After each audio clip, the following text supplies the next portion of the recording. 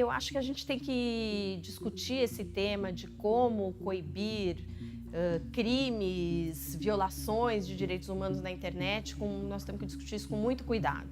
A definição do que é ou não uma violação de direitos humanos na internet, uma violação da liberdade de expressão na internet, é novamente muito tênue, como tudo na internet.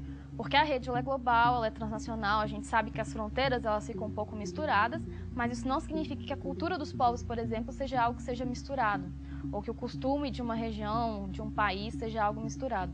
O problema que a gente tem muito hoje é que resta muito para as plataformas a decisão. Plataformas, quando eu digo, são as plataformas de redes sociais, os sites e aplicativos que a gente utiliza. De certa forma, fica dentro do poder privado a decisão, em última instância, do que pode ou não estar presente ali naquela rede. Por outro lado, a gente também tem países mais autoritários que fazem o oposto, e o país ele censura muito o que pode estar ou não presente.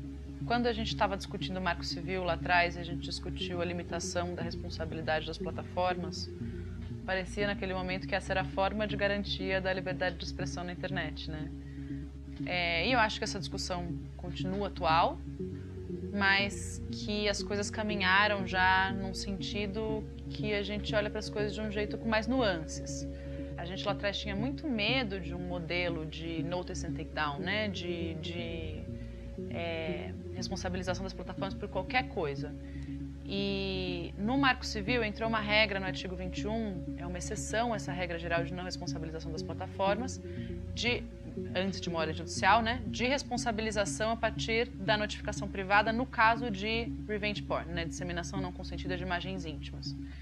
E as nossas pesquisas vêm mostrando que isso está funcionando super bem, que isso é super positivo para as vítimas, que esse é um caso em que não tem um sopesamento entre um direito e liberdade de expressão, por exemplo, né, que é o argumento normalmente que se traz para dizer, olha, não deveria ser a plataforma decidir, deve ser um juiz, que é quem é a pessoa mais legitimada, mais adequada para conseguir entender quais são os direitos em jogo. Quando a gente está falando desse caso específico, dessa violação, qual que é o direito de liberdade de expressão ou de acesso à informação do outro lado, se o que está sendo disseminado é uma imagem íntima de uma pessoa que não quer que aquela imagem íntima esteja na internet, né? O discurso de ódio, sem dúvida, não é liberdade de expressão.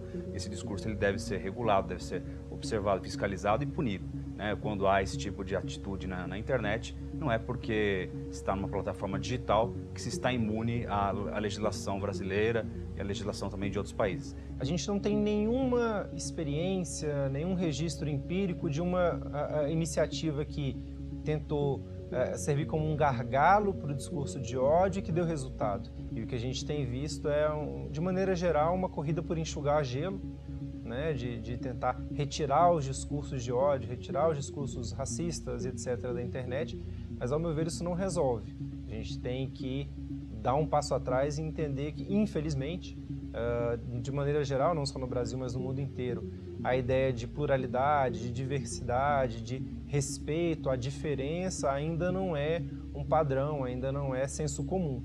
Então a gente tem que voltar para essa construção. Acho que esse tipo de ferramenta hoje me interessa mais. Acho que para punição o direito penal consegue lidar do mesmo jeito que ele lida com as questões fora da internet. Acho que é um trabalho mesmo de conscientização, né? Acho que não tem que aumentar ou colocar outro tipo de legislação. Acho que aplicar o que já existe já é fundamental, mas é um meio de conscientização mesmo das pessoas, assim, né? O porquê a gente dissemina tanto ódio, o porquê disseminar tanta violência. Né? Eu acho que o fundamento está na educação, é um clichê dizer isso, mas o acesso à informação, e eu acho que o caminho é por aí. Uma coisa muito complicada para discursos de ódio, violação de direitos humanos é a questão do anonimato, né? Para a gente, na Actantes, a questão do anonimato é um direito. E nesse território onde as coisas que a gente está trocando entre nós estão sendo o tempo inteiro reproduzidas em máquinas, em servidores de empresas e de outros sobre os quais a gente não tem controle, é muito importante que a gente possa se comunicar ou divulgar coisas com a nossa privacidade ou com o nosso anonimato respeitado. Eu acho que as violações que existem no mundo fora do teclado são as mesmas que existem ali. E eu acho que se a gente não começa a pensar isso em termos que levem em conta a especificidade do que é essa rede, a gente corre o risco de adotar punições, restrições, sanções e cuidados que no fundo colocam as pessoas mais em perigo do que as protegem. O que a gente precisa fazer é conectar os direitos. Então, os direitos das pessoas no mundo offline precisa ser o direito das pessoas no mundo online. Que o que vale fora da internet no mundo offline vale também na internet. Então, por isso a ideia de conectar os direitos.